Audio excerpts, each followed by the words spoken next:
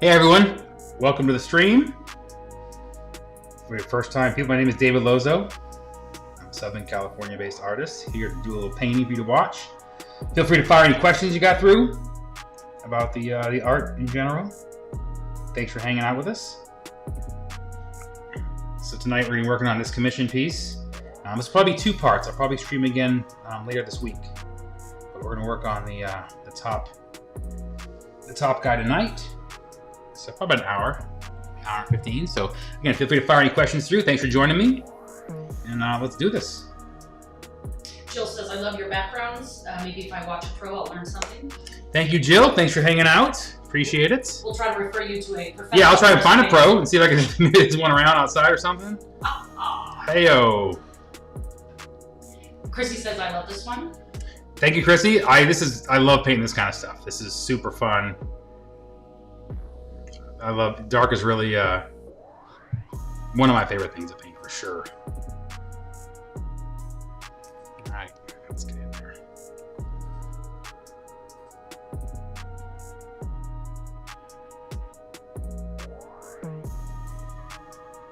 Anytime I can paint a Jacob. Melissa Comstock says, I made it. There she is. It's perfect attendance complete still. I will check her off the list. Patrick says, hello David, is this a satanic ram type animal or did society ruin me? Both. Both. Kevin Saunders says we need more dark side. Yes. Yeah. This is a complete Kevin Saunders piece. We were saying that we were drawing it. Incredibly correct. All my goat skull people always message me with another collector message when we actually got the last one I painted and was like, what is this? Who's getting this? Theora says, absolutely love this. Thank you, Theora. I'm excited. This is a fun one. What do they call these kinds of rams? It's a Jacob. Jacob. Yeah. Matthew Jones means says, baddest artist on the planet. Who's it? What's that name? Matthew. Matthew. Thank you, Matthew. Appreciate it. It's fun to do some heavy 90s heavy metal style art. The stuff that the PTA would be really mad about. Like late 1100s. Yes, it is that too. I'm more like angering the PTA art. Yeah. Bjork says, guess who's back? Back again. Bjork also with perfect attendance.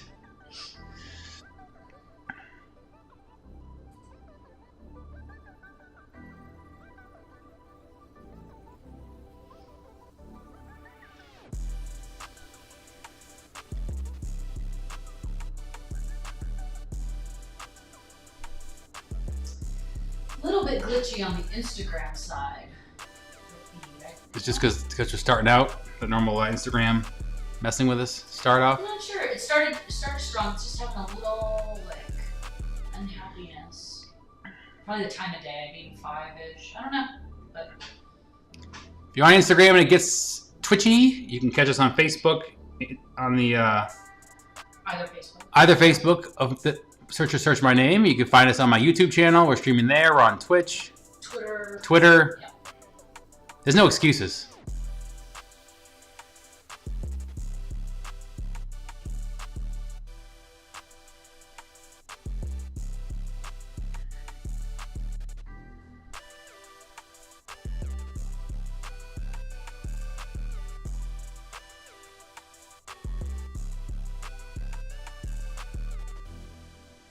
Melissa says I have some holy water for this piece. Yeah, you're gonna need it.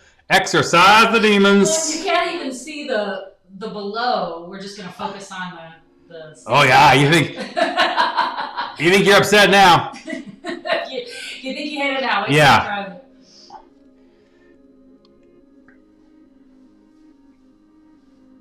So the person who commissioned this piece, longtime collector, wanted something evil. You know, and they basically, and the biggest thing was to include the Marabou storks. They're basically a carrion bird, a raven. I'm sorry, a vulture. And he said they're called the pallbearers. They're just really creepy, ugly birds. And he that was the key part of this piece that he wanted in there. That was the only direction I got. Byron saying, "Can I find you harvesting avocados?" Yesterday was the personal harvest day. Yeah, we harvest on Sundays. It's great to see the grove coming to life. I think we'll be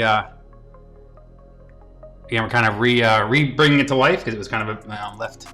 It just hasn't done well in a couple of years, so we're revitalizing it. And I think in a couple of years, maybe next year, it's going to get better and better. Patrick says a different kind of music today. Electric EDM vibes. Love it. Yeah. This is my mysterious trap grouping. Dave can't even hear. Yeah. But I try to pick music that kind of goes with the theme. So this is what you got. Chrissy says, "All hail." My favorite people are the Church of Satan. Oh my God, they're hilarious. Hilarious. The best First Amendment fighters you'll see. Kirsten says your art is amazing. Thank you, Kirsten. Appreciate that.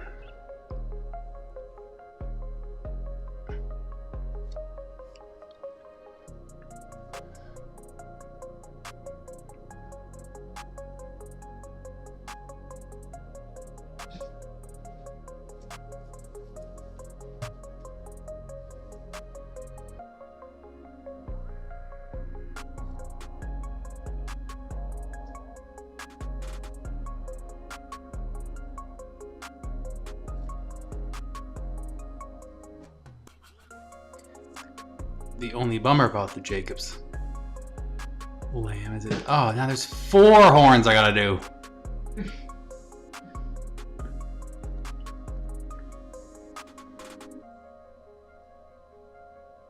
Patrick says this painting I feel like belongs in the movie The Witch. I have not seen that. Is that one of the what is it called? Goes with the not the Annabelle. What is that? What is that series? Oh, Is she one of I that? don't think so. The Nun and all those. Yeah. I don't think so. I'll have to look that one up. You know what? I'm in the mood for a horror movie, to be honest. We need to watch the that one we were talking about the other day. The Witch. It's a 2015 movie. We've never seen it. Oh yeah. I see the cover art. Yeah, it kind of has a ram horn.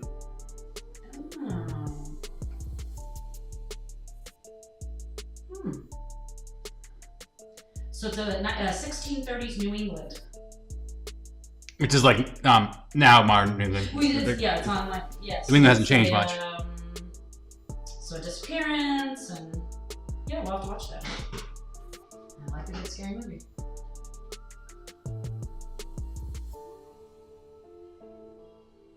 Protestant New England.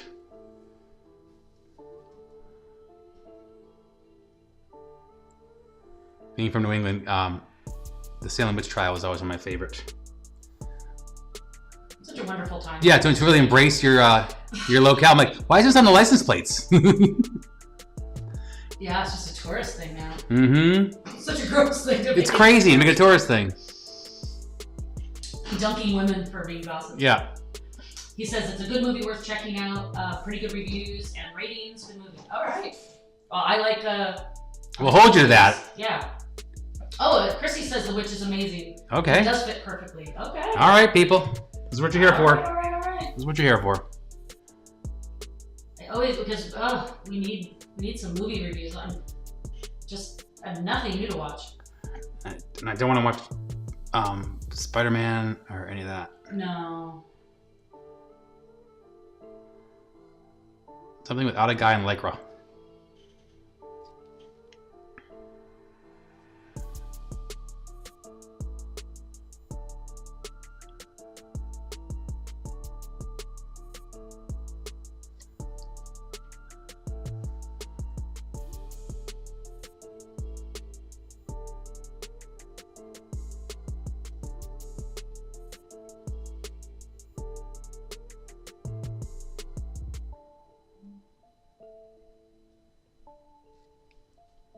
Very relaxing music.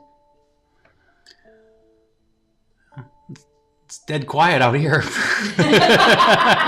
It's funny. I forget that you're just entirely without. Which I never paint in silence. It's a little bit. Either that or hearing our conversation twice. Yes. I have to hear everything twice. So.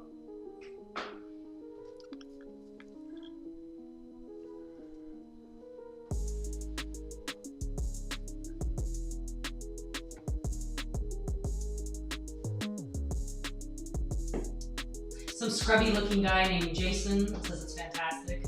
Some kind of like Seattle hippie. Oh, yeah. Chicken grower. I don't know what goes on up there. His avatar just looks scrubby, so.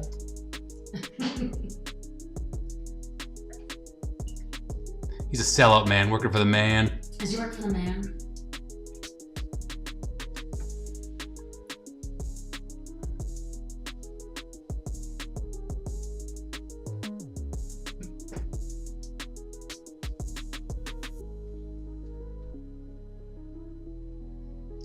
See, the Ghost Skulls bring out that kind of crowd. Like, he was just surfing through and went, Ghost Skulls? Yeah! There's a disturbance in the force. I like it brings out all the weirdos. That's funny. The people into the levy yard are like, nope. Yep, nope. Skip. Scroll on by.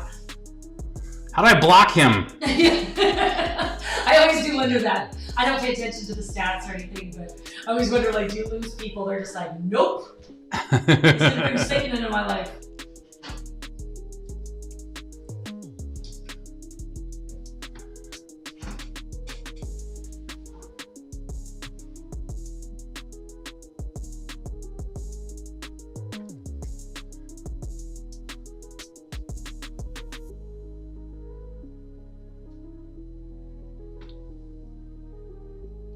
You should have awards like that in your stats. This piece gained you. Oh, this piece lost you. I'd have to do analytics, and I'm not gonna do it. So, let's just assume this is really good. Yeah, this brings them all in. We're on a bunch of new boards now. Chris is asking, would you ever do a Ghostbuster themed piece? So, Chris, I don't do copyright things that I'm not contracted to do. Anything that's copyright, I don't do anything that's pop culture. I don't do any of that stuff. One, it's illegal, and you know, you can get sued. I've never done a lot of pop stuff. The pop stuff I have done for Disney, I did some Star Wars stuff. I did some Jungle Cruise stuff. They came to me and contracted that to do.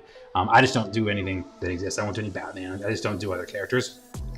One, it's just, even if it was, not something I get in trouble for, I just don't find it interesting. There's a billion people doing it, and it's cool, and there's already a ton of art out there, and I have so many stories I want to tell with my kind of fleet of characters that I'm just not that intrigued by the other people's characters. If that makes sense. God, in this day and age too, why take the risk? Oh God, yeah. Of being called out or shut down or. Nope. Like, I don't know how all the comic guys at like the convention. Oh, the fan art. Do so much fan art, sell it, like promote it and sell it. Like, it's like, no, you're really putting yourself in a position. Mm-hmm.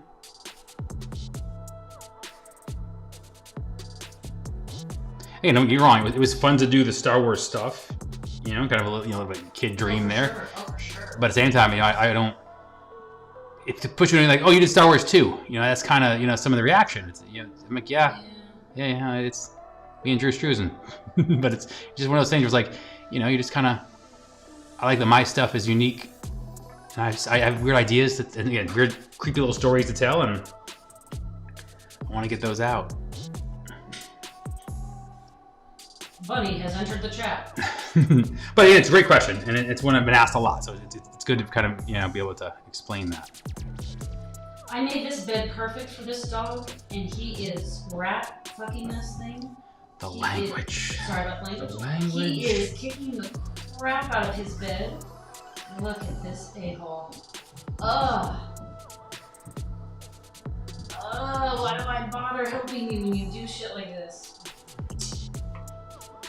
Not a good dog. Oh, he's the worst. He's digging the blanket off the bed. Okay, I'll take it away. Oh, and he's flipped his bed over. All caught on camera, by the way. It's all gone. Oh, what a jerk face.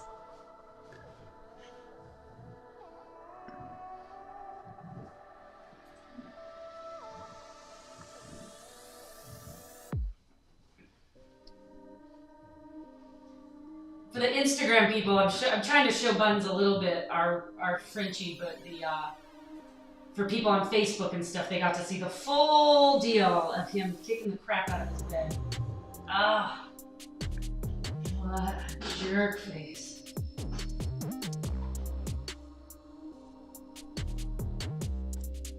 So John Huerta is saying, I'm curious, what is this that you're working on and what it is inspired by? So this is a commission. Thanks for the question, John. This is a commission that a longtime collector has commissioned to kind of capture some of the elements of my art that they really enjoy. One of the parts of this, again, I mentioned earlier, you can't really see it in what's being done here, but the only thing that I was given to go on was to make it evil, and then to add the Marabou storks, which are the flesh-eating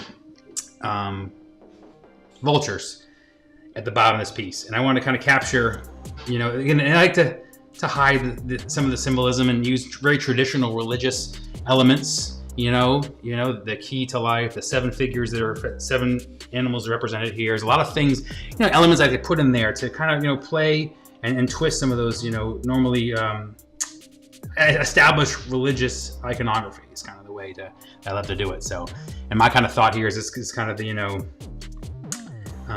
what I named, I forget what the preliminary working title I had on the thumbnail. What did I call it?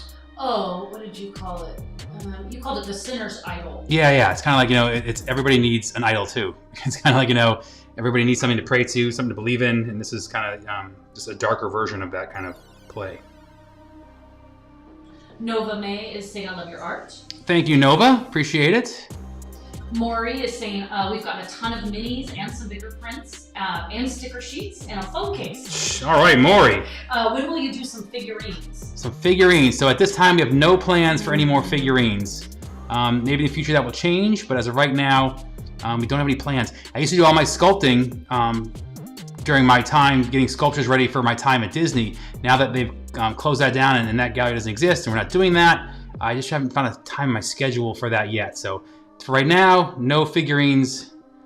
Maybe we'll release, I still have some blanks of the ones I've done. Maybe I'll paint a few up for the sale and the Christmas in July sale. Maybe I'll put a few in there, but no plans right now. We were just talking about sculpting, like doing one-off. Yeah, I love sculpting. Doing all the figurines, though, is very labor-intensive and costly, and it's just hard to kind of work that in the schedule, so. Reproductions. Yeah, the reproductions. So maybe we'll do some one-off original types of ones. Byron says, praise to the false idol. Wicked. Yeah, and if you have problems with what the piece is about, then you blame that guy. John says, that's very interesting. Your work's amazing. I love your technique. Thanks, John. Appreciate it. Nomadic says, hey, my favorite skeleton artist. Thanks for joining us, man, on India time.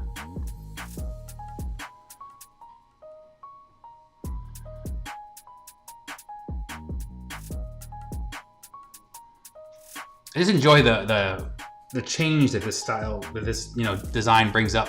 Some of these elements, these animal skulls. It's a weird, it's hard to explain the difference, but there's just some extra elements that you don't do with facial skulls of of people.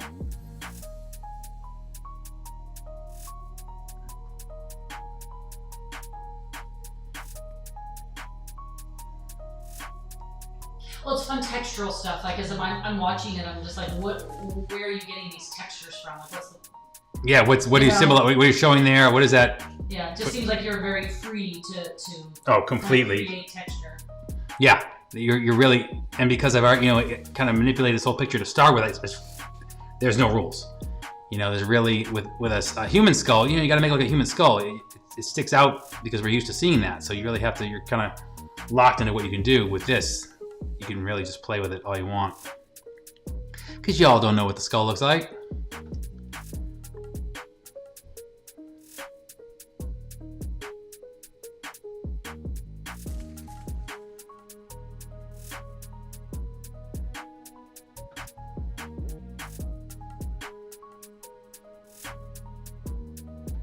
Good questions.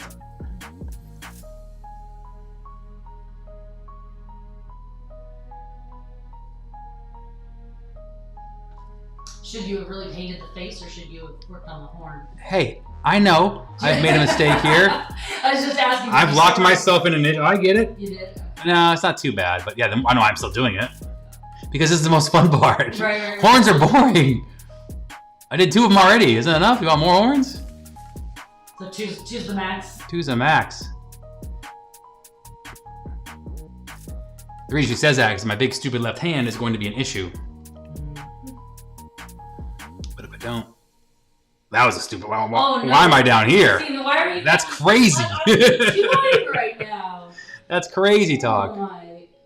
See, I'm no artist, but even I know you are absolutely painting yourself in a corner. Yeah. Literally, you're doing the thing that should not be doing. Non-corner painters are supposed to do.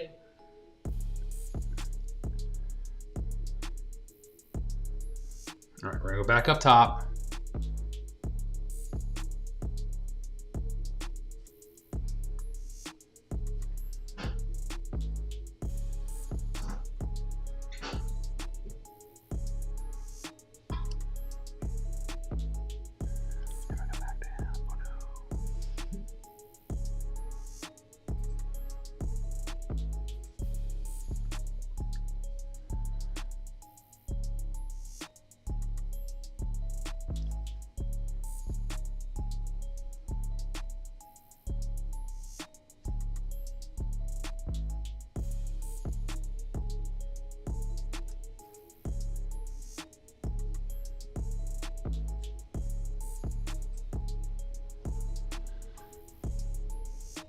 And the thing I always laugh about with religious paintings, like I have an took art history in college, so some of the things that always made me laugh was there's so much symbolism. Like every single thing is in 3s and 7s, you know. So when I make 3 dots, I'm like, yeah, that's symbol. That's part of, you know, the Holy Trinity. It's just funny how I'm like, wait a second, did the artists know all those ones that they put in there?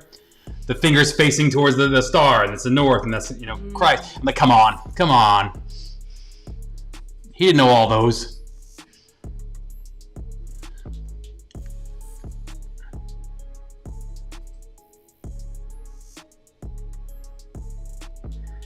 If you want to see crazy work, that kind of what inspires me in this realm, Hieronymus Bosch is definitely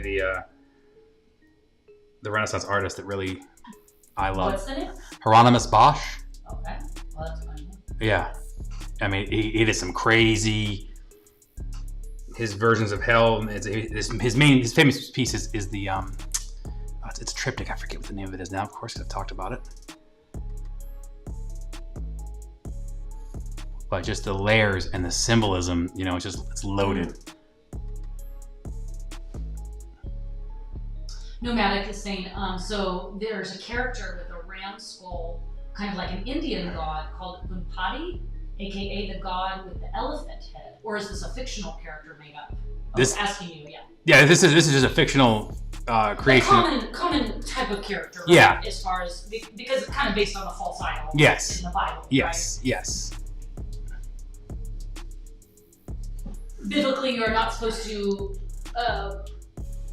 idolize anyone or anything other than what? Jesus, and there's a whole story, a whole narrative about how people started idolizing this golden calf. So it's biblical. It's based on that character. This. And it's got the sort of story that any kind of goat is Satan now. I mean, it's really been twisted a bit. That's weird. The Bible's usually straightforward. So that is shocking. What? Shocking for me to hear this information. Interpretation can be twisted as it is? Byron is saying, is that a Dutch painter, that guy? Yes. He's a Dutch painter. Yes. Jill is saying, what's the secret to doing the fine line work? Cocaine. Cocaine. Cocaine. It's not cocaine. It's doing not cocaine. Seriously, can you imagine trying to do these lines on cocaine? So the key really, and I'm not going to take full credit for them, although it is my amazingness. The other part though is really this enamel. What you're seeing here is I use this enamel paint. It's kind of like, it's a sign painter's paint. So it allows me to kind of ink with a brush almost. So one tiny line, like, if I make one little line, a line somewhere, like right here, if I come down the line, like one stroke, I don't have to re-ink. I can go as far as I want. I can get light as I want. I can just keep going in and out. If I was using acrylics, my lines wouldn't be opaque. They would start to thin out, and so this paint really gives that look and lets me, kind of do those strokes through and through. You can see here, I can just go, bam, I can do one line, I can do another one, skinny one, and push down a little harder, fat one. So it's a very opaque, kind of thick paint for one. It's a tiny, tiny brush. Yes. For two. And then your style is graphic art based, because that was your career. Yeah, and it's just how my brain, and so line work is kind of how my brain sees the art. So those things all combine to kind of give that line style. But finding the paint was really like the missing piece when I went, oh, that's how I paint. When I found one shot, an enamel, I'm like, okay, so I've been trying to do my whole time. This is the missing piece. Smaller Holler, like it a lot, over on Instagram, is saying, are you going to be doing any in-person painting? So as of right now, we are retired from festivals, but we are still working on things. Right now everything's kind of still on hold. A lot of our relationships, like going to SEMA and doing some of those projects. So we're still trying to figure out, how that all works. As of right now, I have nothing booked for this year. So I have no live appearances right now. That may change in the future as things kind of start to open up and play themselves out. So we'll see. But currently right now, nothing for 22 yet.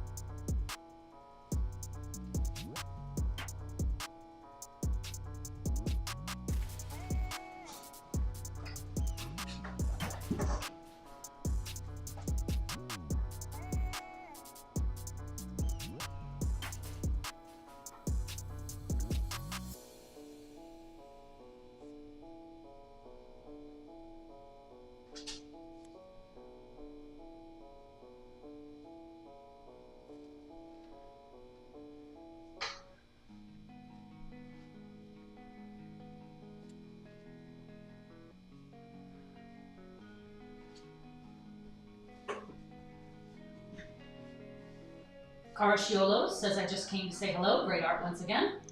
Hey, thanks for hanging out. Thanks for swinging by. Byron says, come paint my toolbox. Bring it on down. Put it in the back of the VW bug and bring it on down. Yeah. Upon delivery.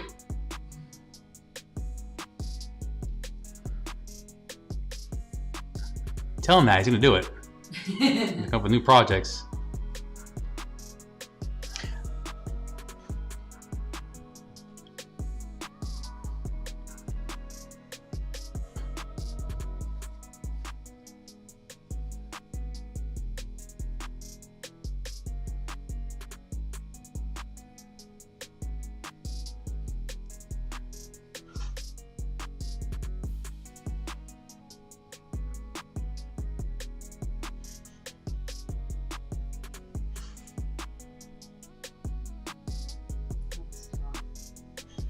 He's not going to cooperate. Nobody wants to see licking feet. He's like, well, you got some other options, so you decide what you want. What kind of puppy cam you want to have? Yeah. Buns' OnlyFans account. Only buns. Gee, that's going to be, it's probably already taken. I would feel like that URL is probably already taken. Yeah, only buns, sexy buns, little buns, all those are already taken.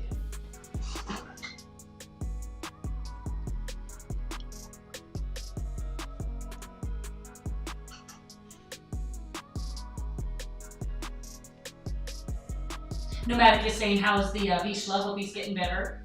He is much better. Thank you for asking. He's doing much better. You know, he's basically on his feet now, able to get around. It's been great. It's been 6 months, you know, therapy and just, you know, time. And he's just starting to find, I mean, he has a hitch in his giddy up, but he can run around. He can get on the bed. He's doing every day doing something new, you know, some small way he used to be. So we're just pretty amazing. Yeah, so we're just thrilled. That's why we can do this now.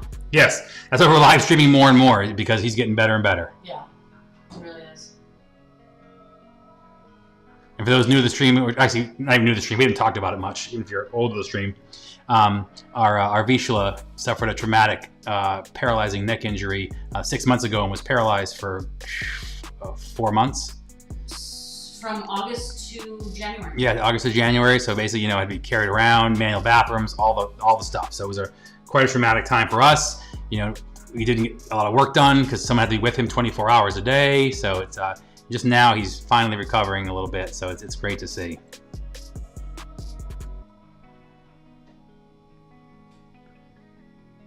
He's actually so active that we're not bringing him up to the studio to be on a live feed because he's just so like... Yeah, he's not going to sit still. Like he's making up for lost time, you know? He just wants to like be out and do stuff, you know? He's like, be gone. He's just into everything. So we're like, oh, why make him sit on the couch? He's like, I spent 6 months laying on the couch, you know, with you guys, and now I'm tired of it. Let's do stuff. Yeah, and it's really nice out. The weather's really good here now, so... Only the little Frenchie he's a good napper, so he's the only one we bring up right now.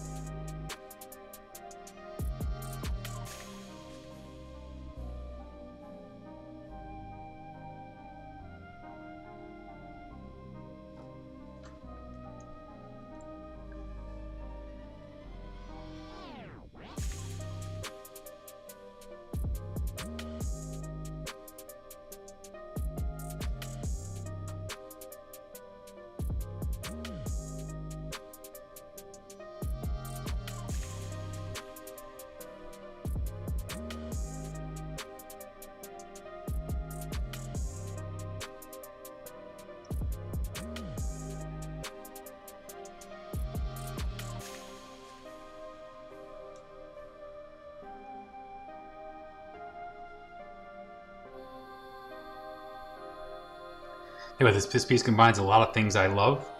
Fabric, goat heads.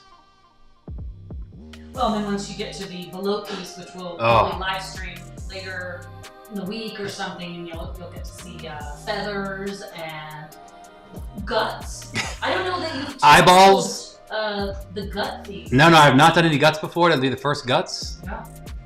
Which is, I think, going to be really important to your art. I think you're going to do a lot of gut art. Yeah.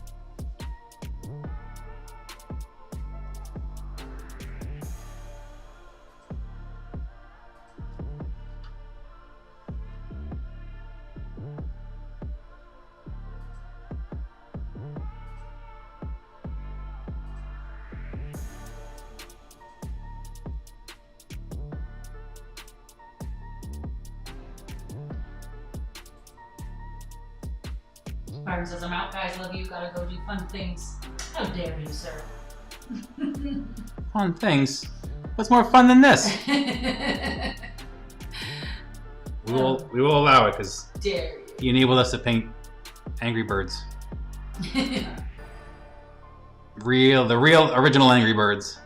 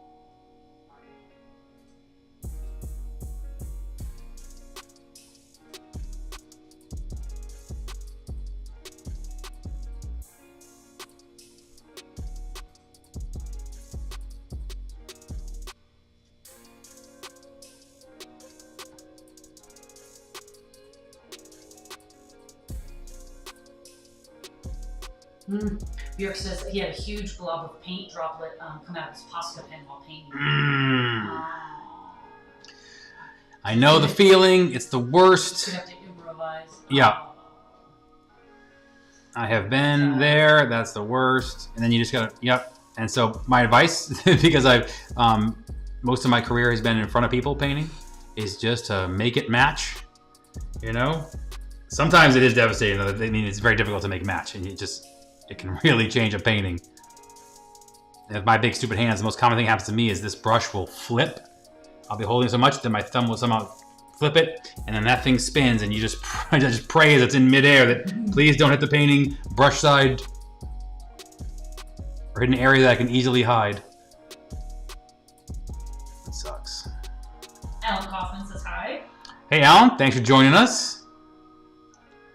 Welcome.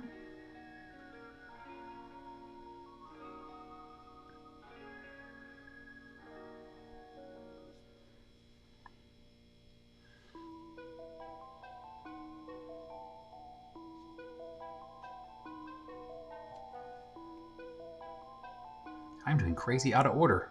I'm all over the place. Can't help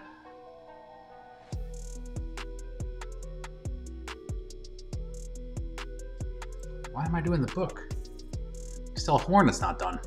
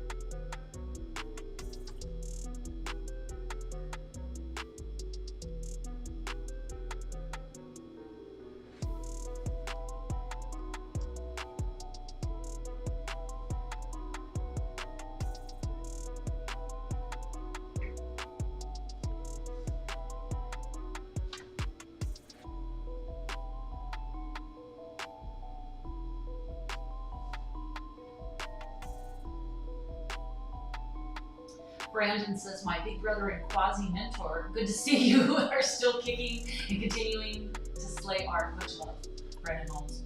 Thank you, man. Quasi. Good to see other artists still surviving.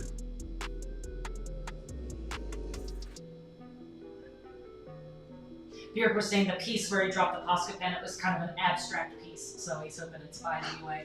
Was it abstract before the drop, or were you like, this is now abstract? Changing midstream. Yeah. Shit just got abstract. I'm really into figurative abstract. Yep. Fully abstract. Splotches, that's my new thing.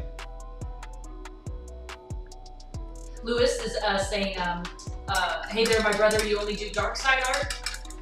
What? No. The silly, lovey stuff he's got going on. Lewis, you have tuned in for like the only dark one I've done in forever. Yeah, check out the previous few live streams. It's been all love up. It's been all cute stuff, Lewis. You kind of tuned in for the dark day. But yeah, I do some of everything. This is probably the least amount of one I do. Cutesy, I'm probably pretty high up there.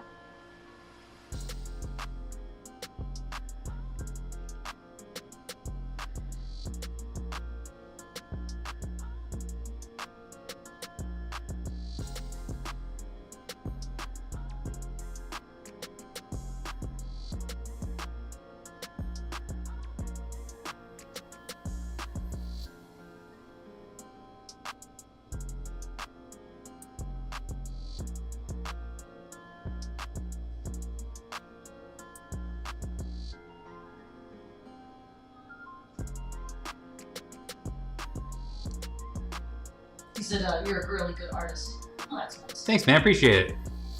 Yeah, check out, since you're on YouTube, you can check out previous videos and such. And so if you like this kind of stuff, you can find this. If you like the kind of funny, cute stuff, there's that. Samurai stuff, Western stuff, there's everything. Yeah, some hot rod.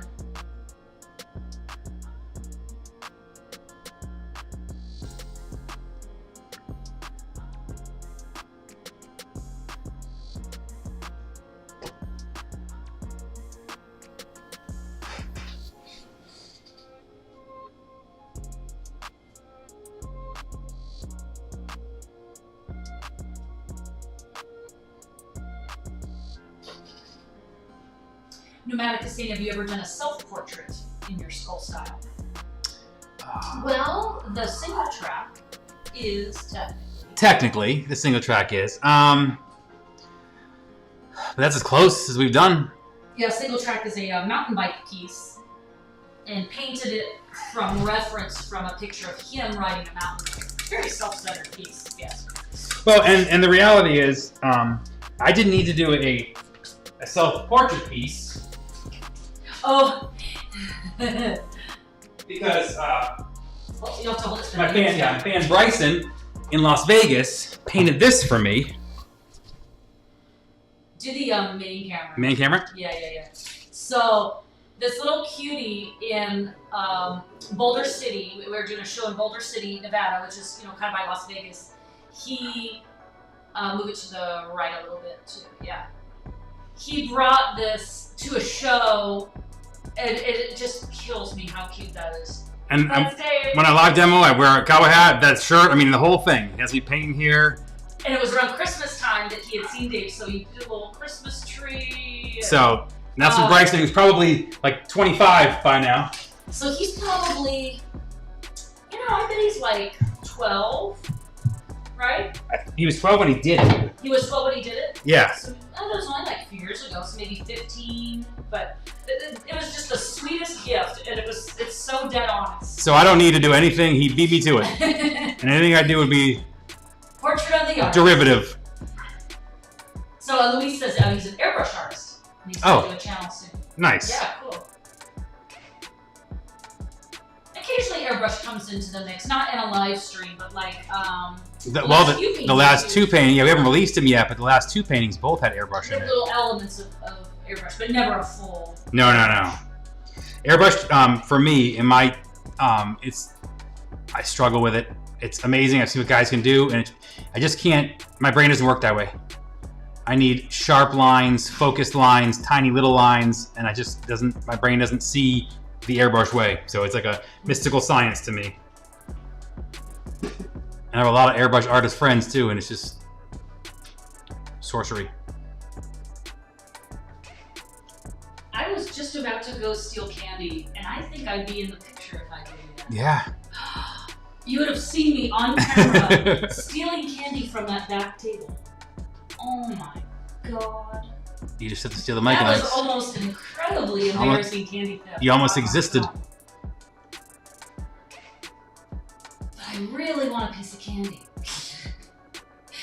Steel Spoke over on Instagram says, so cool watching this build and come together layer by layer. I love watching the process. Thanks, man. Appreciate it.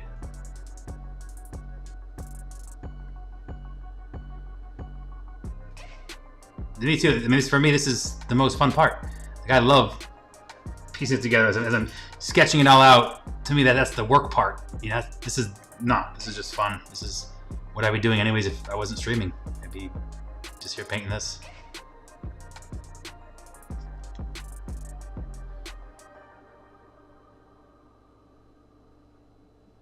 And the black line work, just when it all comes together. It's just, again, this is the time to tune in. All right, I guess we'll do this other horn.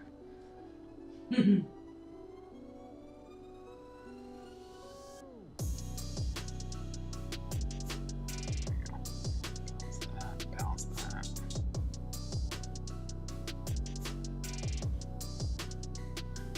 So Luis is saying he's in the middle of painting a Ghost Rider piece on canvas with mixed media. Ghost Rider.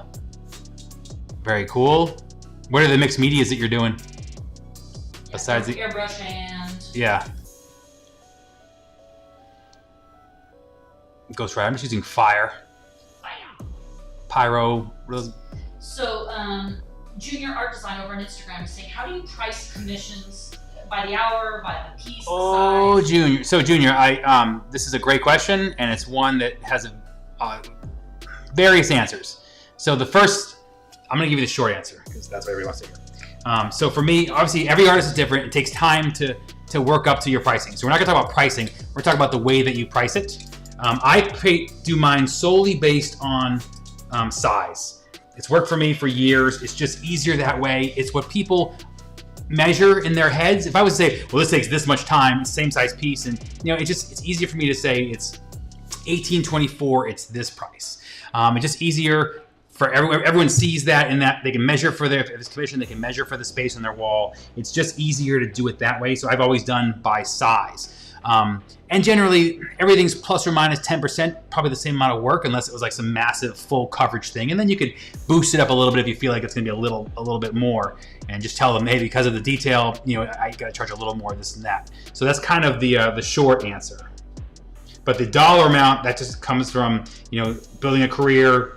Slowly raising your prices, kind of doing all that. So, but that's individual to each artist. But pricing for commissions, I do solely by size. Yeah, I mean, over the I don't know, 12, 14 years you've been painting, commission prices have slowly risen. It's not a fixed price. We try to keep it fixed for a period of time until the art makes some kind of a jump, which might be indiscernible to other people, but to where the effort maybe shifts, or the time involved shifts, or the time you have available shifts. Exactly. And right, I'll go into the pricing. And for me, commissions, I put a limit on it. I only do a certain size. I only do commissions starting at a certain size and a certain price, because just my time and effort, to me, it's almost as much work to do a small painting it is the large one, because it's all the mental real estate to create a piece, all the sketching before you even get to the painting part. So, but that's now. Yeah, exactly. Whereas years ago it was not that way. The starting price and size was much smaller. Oh yeah. You know what I mean? So it's kind of like as the career progresses, so does the sizing and pricing, right? I mean, gosh, the first commissions you were doing were, I don't know, $300, $200. Oh yeah. They were. I was doing tattoo drawing, ink and watercolor, tattoo designs, and those were, I want to say like $125 for a small one at some time. Sure. But again, it's also a lot of experience learning how commissions feel to an artist. When you paint someone else's idea, there's a lot of stuff that goes into that mentally. It may not be as rewarding if you're a certain type of artist. You got to learn how to, what works for you and what your pain threshold is. And, I am very fortunate to be able to pick and choose the projects I want to do and make sure and I actually, to be fair, I've always kind of been very careful of not taking projects that aren't me. If someone comes to me and wants a pinup, airbrush pinup, that's not what I do. I'm not the guy for you. There's guys who are way better at that kind of stuff. So it's kind of finding what you like and balancing it out with the pricing. And he says thinks that's a good answer. I struggle with the price and posting changes. So how do you manage change requests from clients? Another great question. So basically, you get 2 rounds of changes, and then we start charging. And that's in my initial quote. So that's almost like a graphic artist production. And you have to. Approach to things, right? You're saying, here's the design that we discussed. What do you want to change or fix, or how do you feel about it going forward, right? Yep. They give you feedback, you make those changes, and then you're giving them like one more shot to like, how am I not representing what you want to see? Exactly. And I try and get all their input in the beginning to make sure I can get as close to that mark. But you do, like you said, you do need to be able to have you get 2 changes, and then we start charging, and each change is, I usually, to make it honest, each change is about maybe 10 to 20% of the commission price. So you kind of, to be frank, cut that shit off. It's right. I want your input, but I'm not gonna, and there's no making change when you start painting and you've hired me, there's no like, oh, can you change that guy to red? At this stage in the painting, it just doesn't work. So, and the key is to get 50% upfront before you start any project. Those are my key bits of advice for starting artists. And that's just learning over the years that if you keep it open-ended and there is no change price. If you don't state that when you're first discussing doing commissions, most people will just be like, okay, great, whatever. They're just happy to get the commission. They hired you for a reason. But some people will just go, and they don't even maybe sometimes realize. You may be the first artist who've ever had commissions. They don't even know how the process works. And so you're their first, time. The rules are there for the 10% that's going to have an issue, and you're going to need to use those rules to fall back on. And that they may not understand how art works. Like actually recently, somebody, while it's all been approved, way beyond it, days beyond approval, then was like, oh, hey, can you change that color of that outfit? Oh, and yeah. Like, no. That's painted. Approval means approval. Yeah. And it's painted, and it's not just because this isn't computer work. Obviously, if you're a digital artist, there can be different ways to handle charging for changes, but this is it, So as an artist, you have to protect yourself, make sure you go up front with how the process works, how charges work. A couple of extra questions to hey, do you have any color preferences for things? Try and make them think about some of those things that they don't even know that they don't want or want. Yeah. But again, the key is to charge 50% up front and have a good conversation with everybody to kind of flesh all that stuff out. And Luis over on YouTube was saying the same thing. He's saying, yeah, I charge 50% up front. Because honestly, we've had people disappear. And not one guy. I love this story. Yeah. One guy bought a painting. This was a long time ago. It was about 10 years ago. He bought a painting, paid for it, and then we didn't hear from him.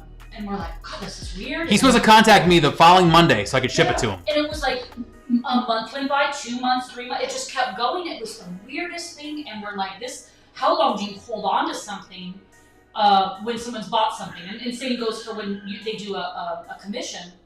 You get 50% up front. When they just disappear for whatever reason. This guy happened to be a doctor who went on a trip to Haiti to do like Doctors Without Borders. It was after the earthquake. He was basically on a rapid response team. Yeah. And after the Haiti earthquake happened, he was on a plane within 4 hours of the earthquake. So he was gone. For years, literally years. And he just forgot, But and then you have we've had somebody pay 50% commission up front for a custom piece and then disappear. Did they die? Did they move? Did they forget? So you just don't know.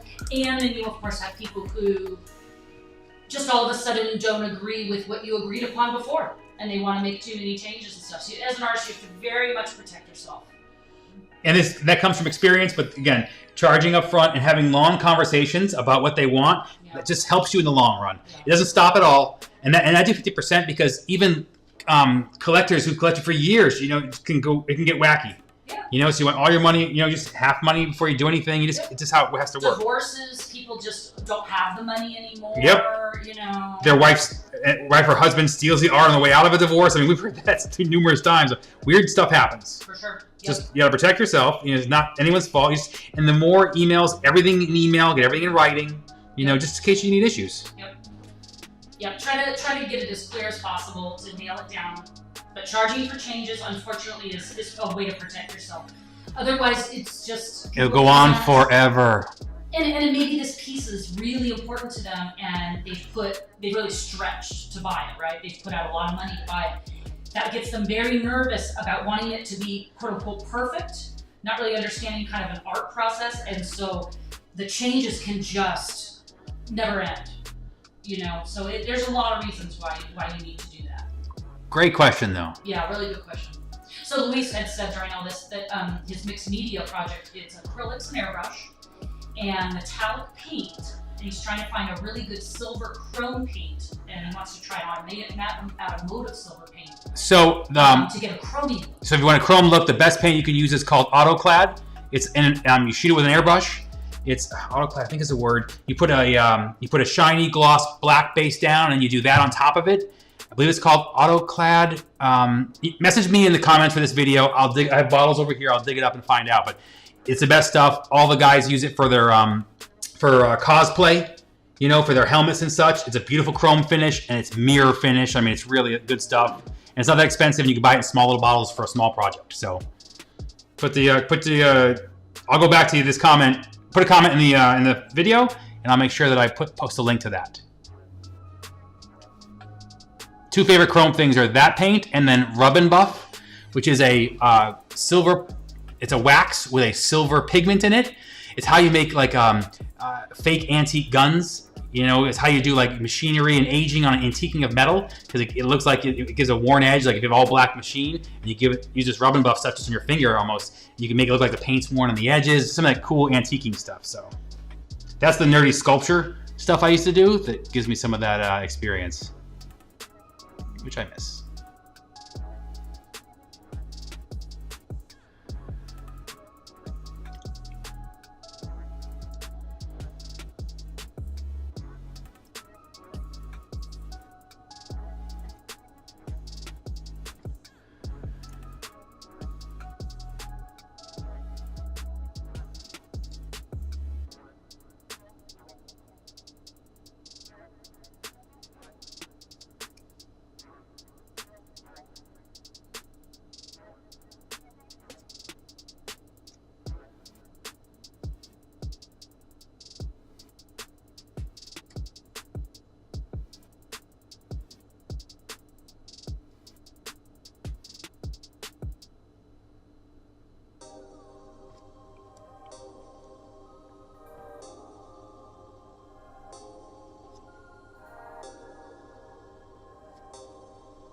He says, Luis says he has to go, but take care, and I'll talk to you soon.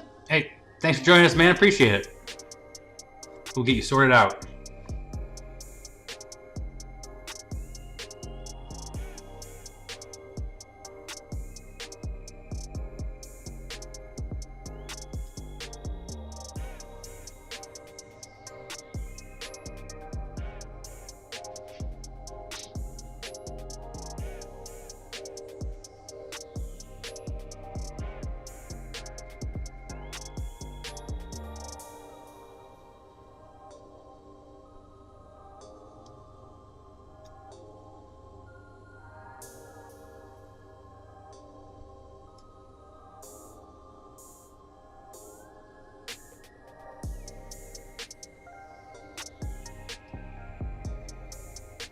I love fabric folds.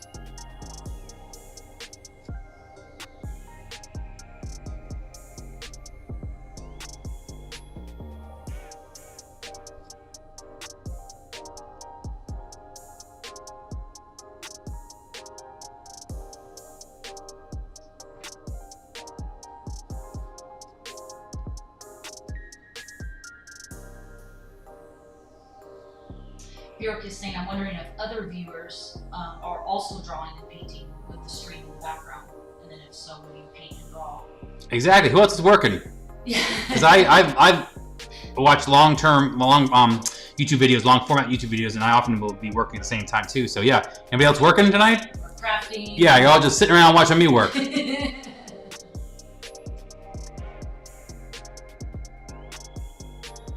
Nomadic is asking, when you decided on your logo and brand name, did you brainstorm a few ideas before deciding to go with your full name? Yes. What I should have been is Dave of the Dead, but I didn't want to do it, and I should have, because it's great branding.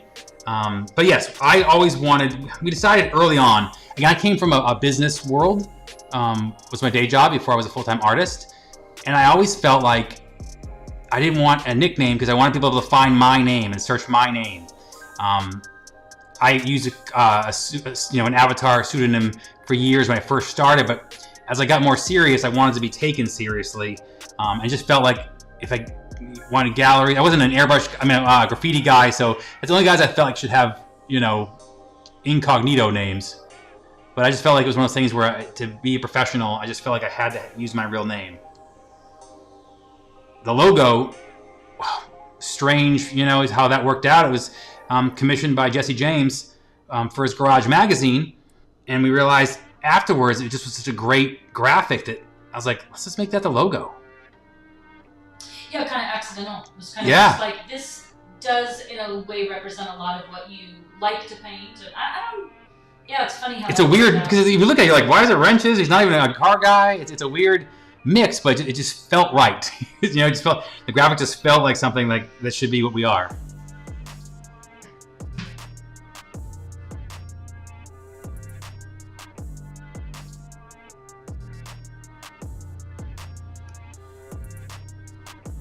I was trying to name drop there either. It's just one mistake I think we made when we were first registering the name, that kind of thing on the business side of things. And I was like, you should change the spelling of your name. Oh, in a professional manner, as artists and musicians and people do all the time, and just spell your last name Lozo. And it would be so. I know you have no attachment to your name. No, it doesn't matter at all. No big history. He doesn't have a big historical connection to that name. There is no big family history there. So it's like, just that would be so much easier. No one will mispronounce it. It's short, it's sweet, it's easy. And he's like, oh, I don't know. No one's gonna care. It's never gonna be an issue. and it was just like, oh, what stupid we were. It was like, that's the easiest thing that could have been done. Yep. It could have been so much easier. Yep. Because as you can see how it's spelled, if you're French, you pronounce it a certain way. If you're from certain parts of America, you're going to mispronounce it. It doesn't do us any favors. The way you pronounce it is mispronouncing it, to be honest. I'm sorry, you just tell me that I mispronounced my own name? Yeah, pretty much. So, yeah, that's one mistake. Would have been an easier logo, easier to read, write, say. Yeah, share. yeah, we blew that. And coming from the internet world, I was like, what a URL, right? Just Lozo. I'm like, this could be so easy. And he's like, I want to keep my name. Yep. Stupid. I was stupid and wrong. Yeah, could have been easier. So I spent the last 20 years going Lozo, just like Lozo. Right. Literally using that as how I tell people to say it.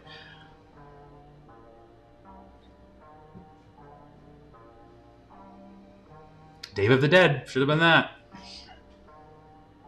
You can see she had a lot of great ideas. I'm like, that's stupid. Yeah. I don't want that. And I'm like, God, why did I freaking listen? Oh, when I met him, he was a bum. Yeah. Oh my God. He was a complete bum. I don't think the stream needs to hear all that. We don't need to go back that far. So he didn't. This is not the airing of the grievances. that's saved for November, December timeframe.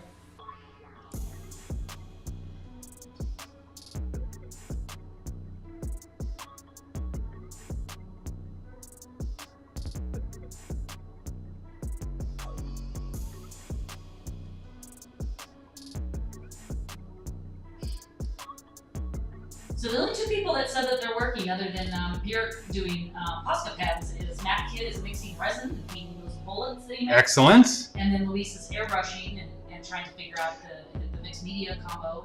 And Matt, I'm so much closer to your package because I got the things I wanted to send you.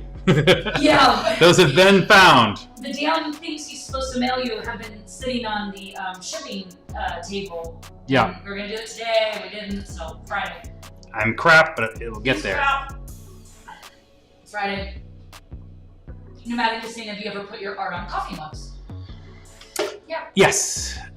I put my art on a lot of things. Yeah. We had a lot of different designs on coffee mugs before, but we kind of wanted to simplify the accessories side, the miscellaneous side of the store. And So really there's just a logo one now. And we've done licensing with companies who've done it, you know, did our art on coffee mugs and stuff too. So one of those things where it's just like, there's so many products that we have to do. So it's, you know, we used to do all different kind of shirts and stuff. So just a lot of things to manage. So we try and keep them somewhat manageable. Yeah. Still do shirts and apparel, but you know, we don't do all kinds of different shirts and girl shirts and sweatshirts. We keep it really simple. So yeah, there is a logoed coffee mug on the site, but that's about it.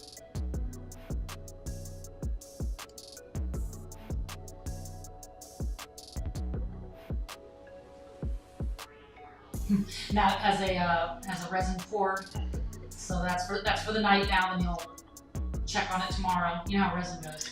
Oh, I miss those days of just massive. Because I used to have, when I used to do my molds, I had probably 10 or 15.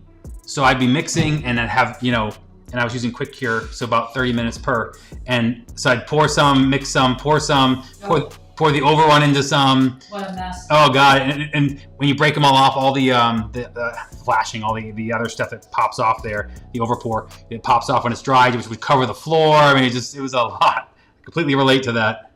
It's like you need a whole different craft studio for this. Oh, it was messy. Because it would just take over the paint desk with resin everywhere and all the molds and all. Oh, my fingers were all glued together. Yeah. Oh my God. So, in the painting right now, strangely, this is one of my also favorite things to do. Carving out, you know, this is a dark area back inside his outfit. So carving out the cape, the way it flows underneath there, and blocking out, you know, some of that to give it weight. Like, for some reason, these are just the things I really enjoy painting. Because again, there's some rules, obviously, to how physics it works, but artistically, it's really freeing because I can do whatever I want. There's no line to follow. I have a couple of highlights that I've painted here. I'm just kind of working with them. And I know that, you know, they'd be very dark, you know, by his arm. And where it's opened up, you'd get some light kind of pierce into this area here. And it's kind of, so what I do is I make lines and I just keep erasing, keep pushing them back.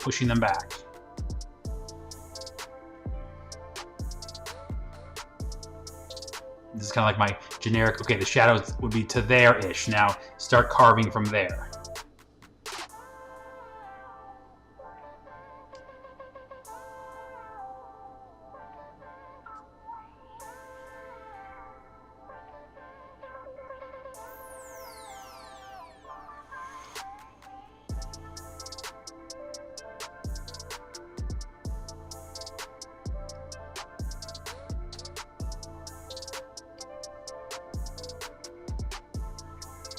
It's very, very similar to the way I paint hair.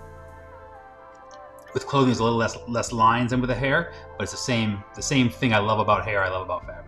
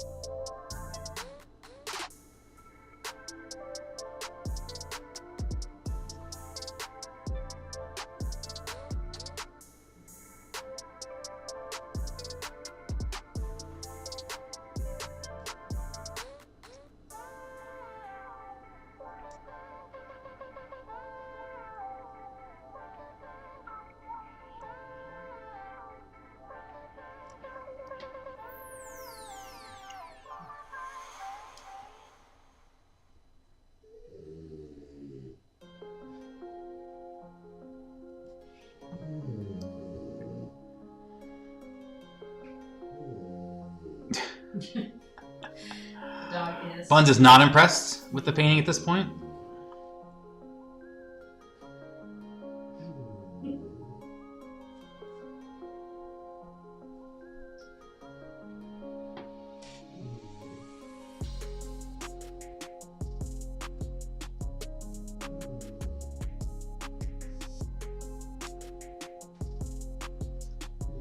Well, that's about an hour. I think that's a good place to wrap up the folds. wrap it up. All right. we're gonna wrap it up for now, but we'll be back again this week in the next couple days, maybe tomorrow or the day after, and we will continue this. You get to see all the scary stuff down at the bottom here. You think you hate it now. So again, I want to thank everybody for joining us. Great questions tonight. Super fun hanging out with you guys. So again, we'll catch you on the next one. Thanks again. Take care.